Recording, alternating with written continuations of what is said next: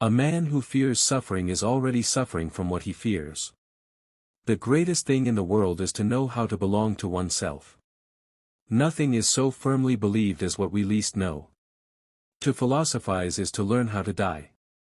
We can be knowledgeable with other men's knowledge, but we cannot be wise with other men's wisdom. Saying is one thing, doing is another. He who establishes his argument by noise and command shows that his reason is weak. My life has been full of terrible misfortunes, most of which never happened. A good marriage would be between a blind wife and a deaf husband. Obsession is the wellspring of genius and madness alike. Nothing fixes a thing so intensely in the memory as the wish to forget it. Even on the most exalted throne in the world, we are still sitting on our own bottom. Fortune does not change men, it only unmasks them. The value of life lies not in the length of days, but in the use we make of them. I prefer the company of peasants because they have not been educated sufficiently to reason incorrectly. There is no conversation more boring than the one where everybody agrees.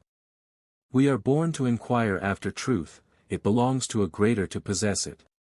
Lend yourself to others, but give yourself to yourself. Stubbornness and ardent dispute are the surest proofs of error. A wise man never loses anything, if he has himself. The soul which has no fixed purpose in life is lost, to be everywhere is to be nowhere. We must learn to suffer what we cannot avoid. Rejoice in the things that are present, all else is beyond thee. The most certain sign of wisdom is cheerfulness. Let us give nature a chance, she knows her business better than we do. The plague of man is boasting of his knowledge. Habit is a second nature and not less powerful. Ignorance is the softest pillow on which a man can rest his head. Virtue refuses facility. Scratching is one of nature's sweetest gratifications, and the one nearest at hand. We only labor to stuff the memory, and leave the conscience and the understanding unfurnished and void. There never was in the world two opinions alike, no more than two hairs or two grains. Their most universal quality is diversity.